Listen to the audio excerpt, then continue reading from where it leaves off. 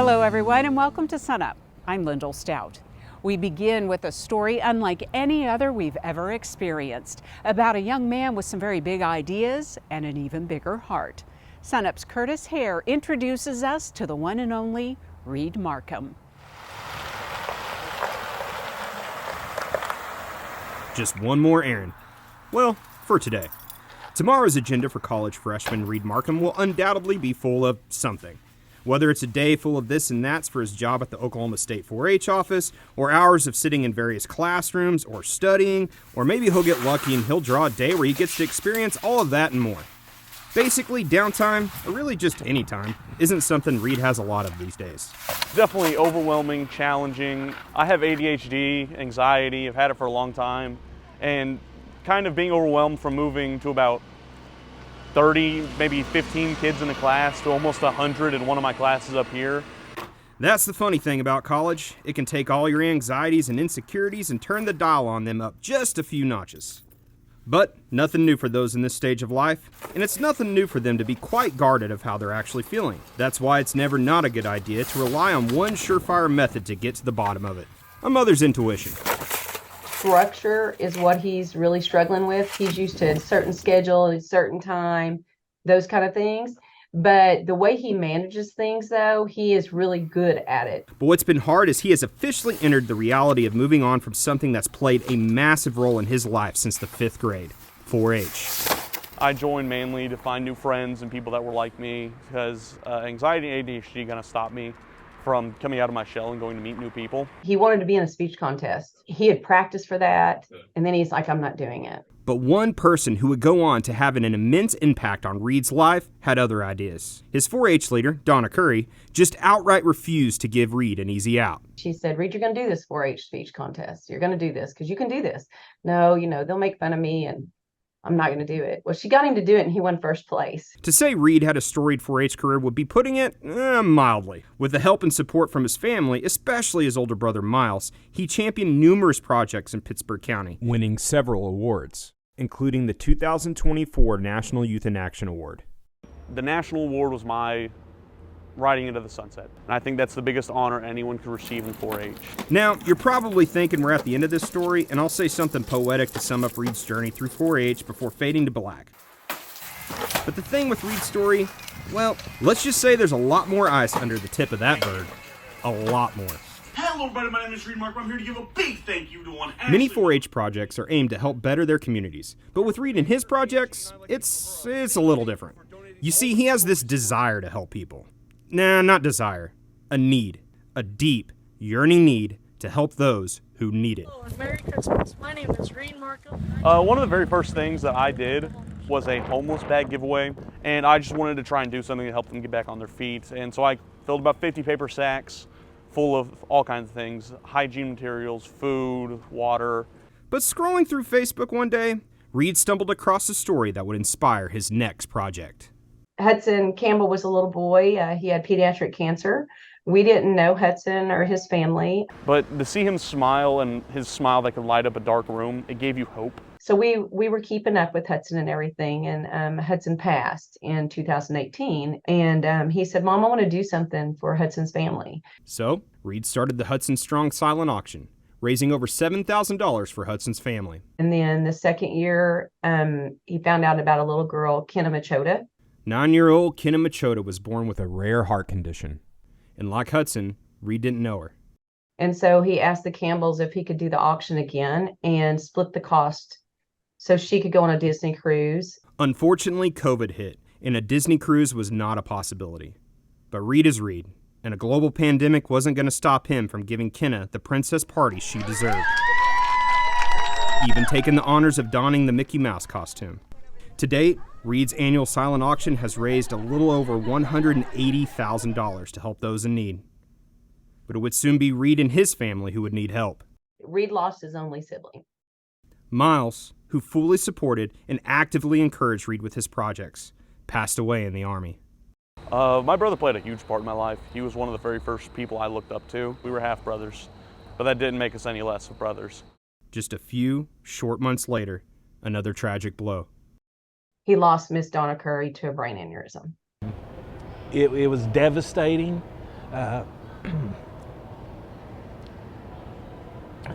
Donna was, she was family. Greg Owen is the OSU Extension 4-H educator in Pittsburg County and has worked closely with Reed throughout his tenure with the program.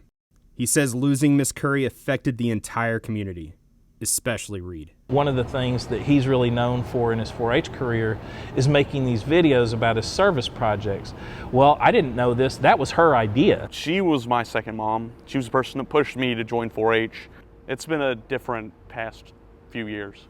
But again, Reed is Reed. He had two goals after that awful year: help people and keep pushing forward.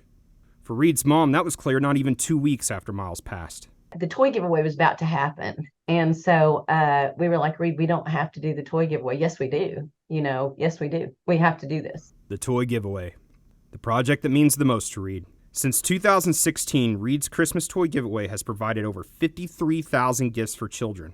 A big number, but a number that is definitely going to get bigger after today. Awesome, dude. Merry Christmas, y'all. This year's event is by far the biggest yet. They needed 45 extra volunteers just to handle traffic. For those helping Reed today, the experience is simply amazing.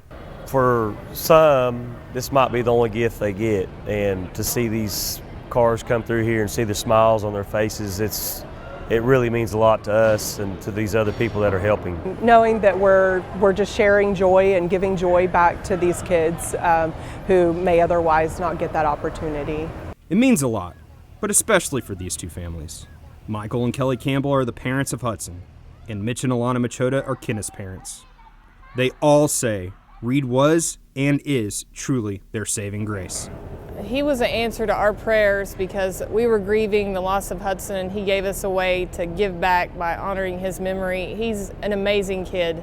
For Reed, the thousands of hedge-covered pathways one can take through life lay right in front of him. But whichever one he takes will always lead him right back here to the toy giveaway, now dedicated to the memories of those who are gone. Hudson, Kenna, Miss Curry, and of course, Miles. Hey, there's a good chance we won't be remembered 100 years from now. They won't know we existed, but if we make an impact on the planet and on our nation, that can be remembered. They'll remember what you did. Keep pushing forward. In Pittsburg County, I'm Curtis Hare. We're happy to report Reed gave away 10,000 toys at that toy drive you just saw. Add to that the 30,000 book bags he's given away and the nearly $200,000 raised for pediatric cancer. That's what makes him a National Youth in Action Award winner for 4-H. Congratulations, Reed.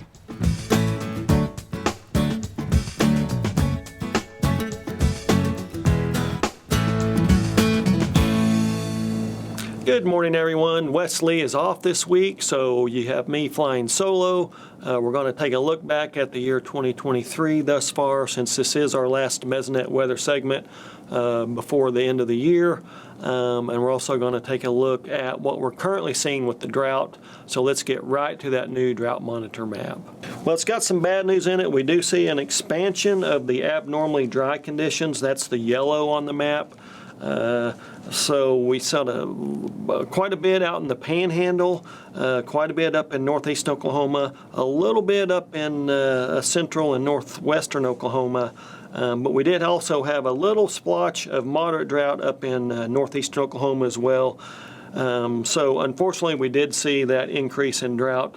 However, with the rain falling as I am recording this out in western Oklahoma, the rain falling, we should see some of this be improved as we get to the next week or two. So that's the good news. The bad news is for northeast Oklahoma, I'm afraid that drought and dry spell will continue. Let's talk about that dry spell. Let's look at the consecutive days with less than a quarter inch of rainfall from the Oklahoma Mesonet. We can see out in the Panhandle region up to 71 days without a single day with a quarter inch of rain falling. For much of the rest of the state, up to about 2 weeks down in southwest Oklahoma, about 44, 45 days. So a lot of this out across the western third of the state will get erased, I think, maybe a little bit farther to the east, but it's going to diminish quite rapidly. How about we take a look back at the year thus far in rainfall? And again, the totals across the western part of the state will increase from this map, but at least through December 13th, we did see less than 20 inches out across much of the southwestern part of the state and out in the western panhandle. It does increase as we normally expect as we get into central Oklahoma, but then we get up into the 40s and 50s, even as much as close to 64 inches down in McCurtain County in far southeast Oklahoma. So the colors look fine on this year-to-date rainfall map, but when you look at the departure from normal map, then things don't look so rosy. We get up in the far north central Oklahoma, up into northeast Oklahoma. We have deficits since January 1st up to a foot, even a little bit more at 12.5 inches in some cases, and down across southwestern and south central Oklahoma, deficits of about 5 to 10 inches. Although, again, I do think these deficits in southwest Oklahoma will be reduced after this current rainfall. So probably good news for southwest Oklahoma, and it doesn't look like great news for northeast Oklahoma at this time. How about temperatures? Well, these are the statewide average temperatures as measured by the Mesonet. We go from January 1st through the current period. Normally, we see this type of pattern, lots of ups and downs. One of the biggest features we saw was the cooler than normal temperatures through much of the summer, from June through about the first half of July. But then you can see when we get into the second half of July and in through much of the rest of the year, very large fingers upwards, showing those above normal temperatures, very few of those downward parts of the graph showing below normal temperatures. So the second half of the year has been unusually warm, and that's exacerbated some of those drought conditions. Well, the outlook shows, at least through the period right after Christmas, from the Climate Prediction Center, we see increased odds for above normal temperatures. So it looks like those warmer than normal conditions will continue. Not necessarily hot, but for this time of the year above normal, that could be, high 50s, low 60s even, which would be above normal for this time of the year. And for the precipitation, it does look like we might get in a little more moisture in here as we get later into the December and then closer to the new year. So hopefully that could hit some of those areas that missed the rainfall this time around. So 2023 had just what we expect here in Oklahoma, and we can't expect anything but some pretty crazy weather. Let's hope for some good moisture to end the year and get some of this drought out of here. That's it for this time. We'll see you next time on the Mesonet Weather Report. So today we're going to be talking about alternative forms of heating here in Oklahoma. We've seen some of the electricity and natural gas prices come up in the past few weeks. And so some folks are looking at using wood for heating. And so there's a couple of different ways to do that. One is the traditional fireplace, and the other is the wood stove. The fireplace is essentially a structure. So it's built into a wall and usually has quite a bit of masonry and things like that. So to install one of these in a retrofit in a home would be very expensive. Probably easily $20,000 to $30,000 to $40,000. The other thing is that it's quite often open to the rooms that it's trying to heat, so that is a fireplace hazard. The other issue with the fireplace is that we can get something called backdrafting. For instance, in my home, I've got a fireplace, and so if I get the fireplace going and then the heater, for instance, comes on, or if I try to turn on the clothes dryer, or one of the bathroom vents comes on, I'll actually start to backdraft smoke into the house. Now, on the other hand, you can have a wood stove, which is not a structure, it's actually an appliance. And one of the main advantages of the wood stove is that it's very efficient. EPA estimates start at about 70% efficiency versus about 15 to 20 for the fireplace. So your dollars for wood is going to go a lot further. And then because it's converting more of that into radiant energy, less pollution, so less smoke, things like that. And again, it can be placed in a variety of areas. Now, because it stands away from the wall, and it itself, being an appliance, is usually made of metal, so it has metal sides on it, and that is radiating heat as well. And so you can actually heat up a small house like mine. You could actually drive me out of the house with that wood stove. It would just get that warm. Maybe a half to a third of the cost in wood versus a fireplace.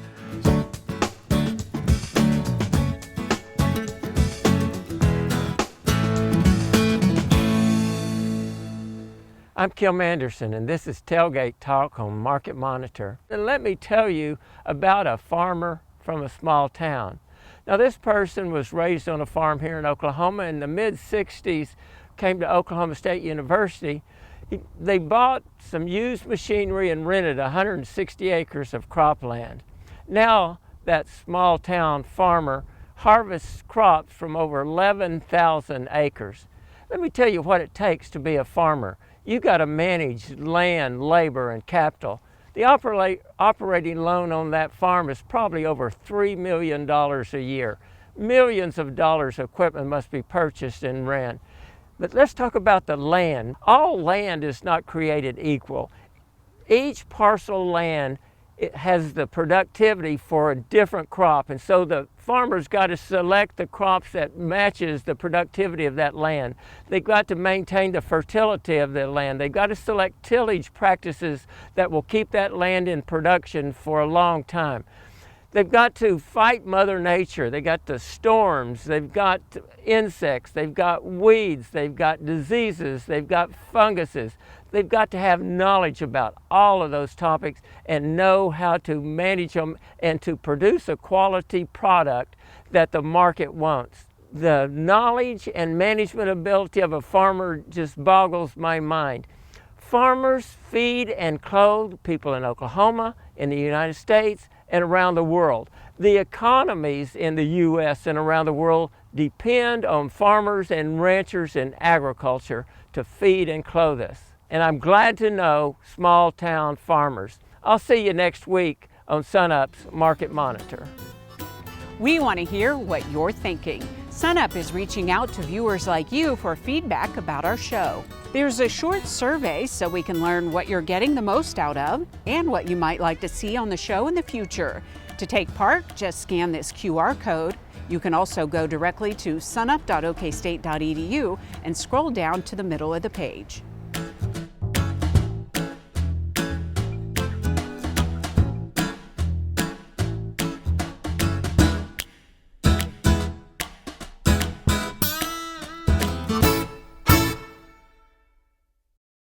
Good morning, Oklahoma, and welcome to Cow-Calf Corner. I'm Mark Johnson, and this week's topic follows up our most recent topic. We're talking about ways to improve reproductive efficiency in our cow-calf operation. Last week, we addressed how significant that percent calf crop weaned is relative just to the sheer weaning weight of calves. And so how do we go about improving that? Well, first, let's address it from a genetic standpoint. And we know that reproductive traits are low inheritability. The upside to that is that they respond in a really favorable way to heterosis. And the genetic component of everything, all traits that we measure in beef cattle production, can be split into two components. There is the additive genetic component, the impact of individual genes, and then there's the gene combination value in the way the genes pair up based on the mating of sire and dam. So one of the things, and probably the first thing we can do to improve reproductive efficiency and percent calf crop weaned, is to consider a crossbreeding program where we've got a crossbred cow so that we're capitalizing on that maternal heterosis on the bottom side of the pedigree, because the crossbred cow holds an advantage in reproductive fitness over a purebred cow. Now, that's not to say that selection for additive genetic merit in the breeds that we decide to incorporate into making that crossbred cow, and in particular, the sires we select within those breeds, that we shouldn't pay a lot of attention to additive genetic merit, or particularly take a close look at expected progeny differences that fall under that maternal heading in whatever breeds we're considering. Genetic change is cumulative and permanent when we think about additive genetic improvement. If we pay attention in bull selection to things like a heifer pregnancy EPD, a maternal calving ease, maybe it's a bioeconomic index like dollar maternal or dollar weaned, possibly a Baldy maternal index or a Brahman maternal index, depends on which breed you're looking at.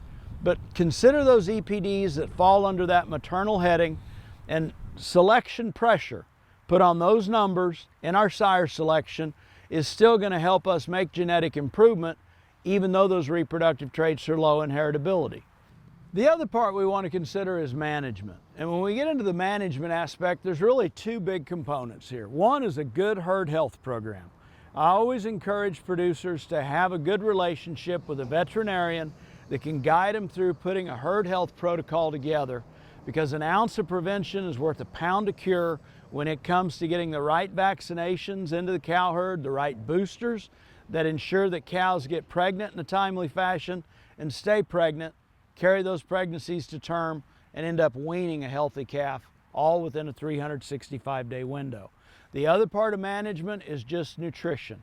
Now, I didn't mention deworming and parasite control relative to herd health, but when it comes to the deworming and parasite control, it kind of falls into herd health as well as nutrition.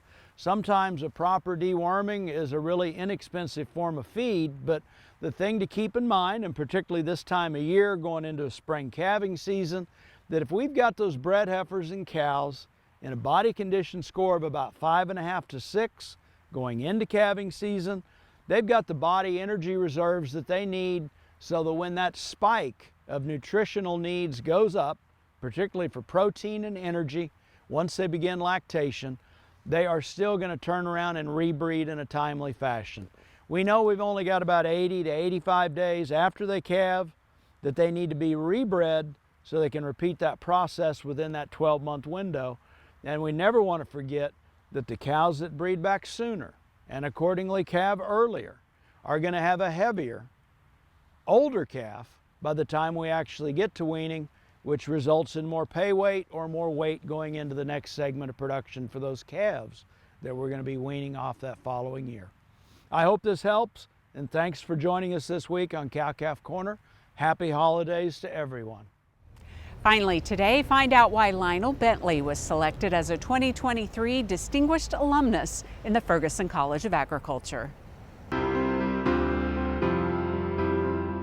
You could not be around Lionel without laughing and smiling and knowing how true, genuine he was and how he impacted the people around him. Lionel Bentley was born on his family's peanut farm in Gracemont, Oklahoma. After high school, he enrolled at Oklahoma State University. Well, his degree was in agriculture with agronomy and turf grass being minors, but that was a natural for him to choose that because of being raised on a farm and having a knowledge somewhat, even before he went to OSU, of the soil and the country environment. Shortly after graduating with a degree in agronomy, he met his soulmate, Lou. The two would marry in 1972. Oh gosh, those two fed off each other. She's as crazy as he is and wanted to do just as much fun things as he did. And them together was a comedy act. And people enjoyed watching those two interact with one another. They had 49 great years together. That same year, the city of Norman hired Lionel as an assistant park superintendent. He would later be promoted to the director of the Parks and Recreation Department. And he was instrumental in having an ordinance created so that when a new housing development was established, it was in that ordinance that they had to provide a park. And he was very proud of that. And then he helped found the Norman Park Foundation, which took helping that area in Norman of parks to have excess funds to do things that the city could not otherwise provide for. And as if he didn't have enough to do, Lionel also started Bentley Turf Farms in his hometown of Gracemont in 1972. The company was so successful he retired in 1984 to become a full-time sod farmer and then moved the operation to Washington, Oklahoma. It seemed like it had always kind of been in his plan. That I think by the time he got his first job, I believe in Oklahoma City after graduation, he had already hatched in his head that he was going to have a sod farm. Some of his friends who were working at the Parks and Recreation Department would volunteer to go down there and help him with the turf. I think we actually cost him more money than we saved him. And Lionel was always interested in learning and trying things. And it didn't matter if something failed because that was a learning opportunity in itself. Lionel also was a driving force behind helping the Oklahoma turf industry, serving on the board and as president of several professional organizations. One such organization was the Oklahoma Turf Grass Research Foundation, which inducted him into its 2021 Hall of Fame. In 2022, Lionel passed away. In memory of all he did, the city of Norman is naming a local park after him. And his love of Lou, golf, and OSU is celebrated on his local golf course. We also put a bench out at the golf course, and it's a beautiful bench, has the OSU logo and all that on it. I go out there on Thursday nights, and before I play, I sit there and talk to him for a little bit. The Bentleys also will continue to be a part of the industry through the OSU Bentley Turf Center, funded by Lou. Lionel was a big supporter of research and education on turf grass research. And it's great to see Lou continue that legacy and support in the Bentley Turf Grass Center, where we can continue the long legacy of doing outstanding research and education about turf grass. One very pleasant surprise to me has been his continued involvement in working with the OSU agricultural people through the years. I had no idea, and I mean, he never talked about it. And so that was a very refreshing reward to hear what he has done and contributed in that area. And just one more reason to make me proud of him. Celebrating Lionel Bentley, 2023 Ferguson College of Agriculture Distinguished Alumnus. That'll do it for our show this week. Remember, you can see us anytime at sunup.okstate.edu and also follow us on YouTube and social media. I'm Lindell Stout. Have a great week, everyone, and remember, Oklahoma agriculture starts at sunup.